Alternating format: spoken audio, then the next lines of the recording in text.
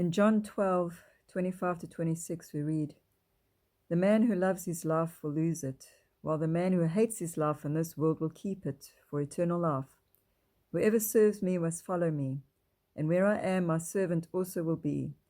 My Father will honor the one who serves me." A lot of people are working very hard to improve their lives on earth here, to make it more comfortable, and they worry a lot about what's going on in this world. We must be careful that we don't love this world more than we love Jesus, because when he comes to fetch his children, we need to be ready to let go of everything in this world. And I've been asking myself this question because there are certain things in this world, especially family, that hold you back, that you are worried about. Certain things in this life you get attached to, that you think, oh, they're really, I'm going to miss it. But there's nothing in heaven that God has prepared for us that is worse than what's here. Everything there is so much more wondrous. We have no idea what God has prepared for us. A lot of people think when you go to heaven, you sit in the clouds and you play a harp. It says in the Bible that we will reign with Jesus. We are like kings. Once we serve him and we die, he will give us a new body. He even says he'll give us a new name. And he has things prepared for us that's way past our imagination. Even in this day and age, things are starting to happen. Things out there is just way past our imagination as well. If you look at AI, if you look at the James Hubble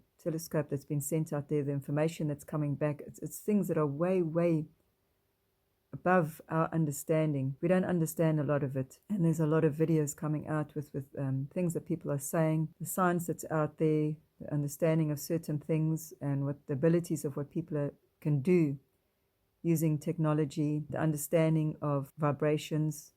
We have solar flares that are hitting the earth all the time.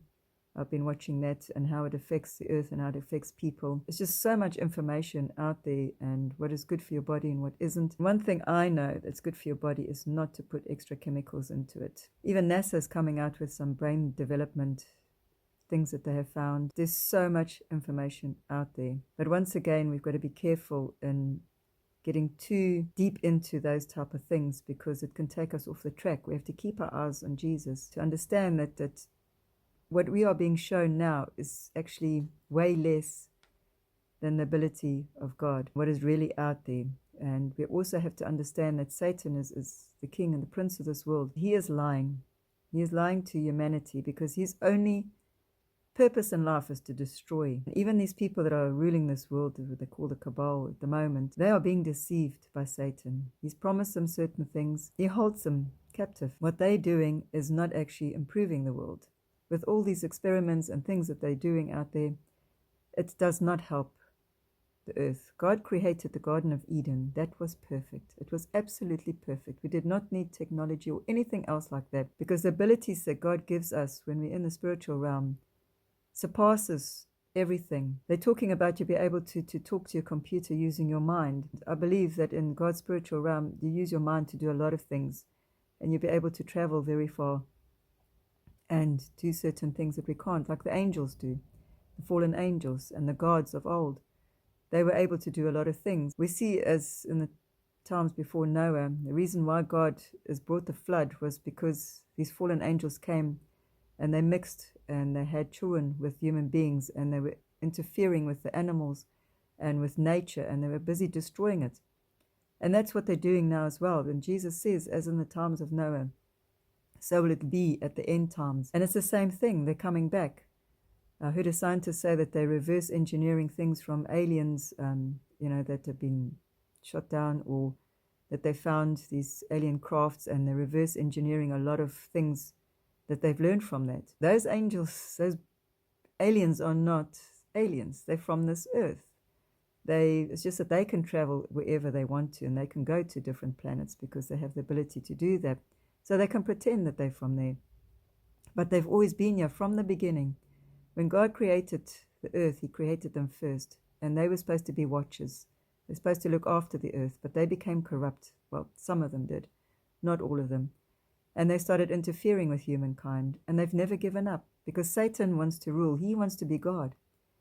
But he's a created being, so he cannot.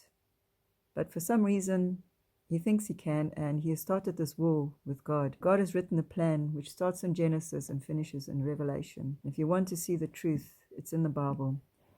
As a child, I always wondered why there was so many killing and wars in the Old Testament. It was God using humans to get rid of the evil that these angels had created. And even with the flood, these angels were able to save some, because even David had to fight these giants. There's a lot of interesting things in the Bible. And then Revelation, it tells us, even in Daniel and Ezekiel and Isaiah, there's a lot of books in the Bible that talks about the end times and what's coming. Even Jesus talks about it in Matthew 24, I think is the most known one. He does talk about it in the other scriptures as well. But he talks about the end times and how we need to look for the signs. And the signs are all there. And we can see that these things are coming back. These fallen angels, they're back here as in the times of Noah, and they are interfering with this world. God will not allow that. But he's going to end it once and for all this time. It's quite exciting to watch what's happening out there. A lot of people are scared, but God is in control.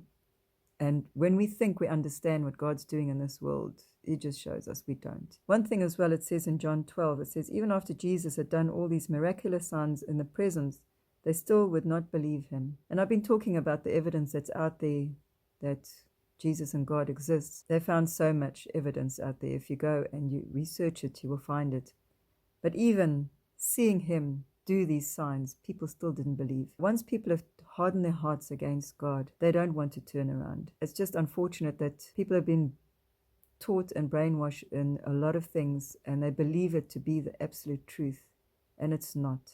Because Satan, who's the prince of this world, he's a father of lies. He knows how to lie and manipulate people. The last days in Luke 21, I think I've read this before, it says, be careful, or your hearts will be weighed down with dissipation, drunkenness, and anxieties of life. And that day will close on you unexpectedly like a trap. And that's coming because of the things that have happened. And there's a lot of people now are turning to the truth. But even the truth that they're turning to, there's a lot of fear out there, because they're starting to realize that they've been lied to and been manipulated, and they've done things that they shouldn't. They believed in things that they shouldn't have. The world is going down rapidly on the wrong road. So people are going to be weighed down and have anxiety and fear. It says, for it will come upon all those who live on the face of the whole earth. We cannot escape it. And it says, be always on the watch and pray that you will be able to escape all that is about to happen, and that you may be able to stand before the Son of Man. So God gives us a hope here.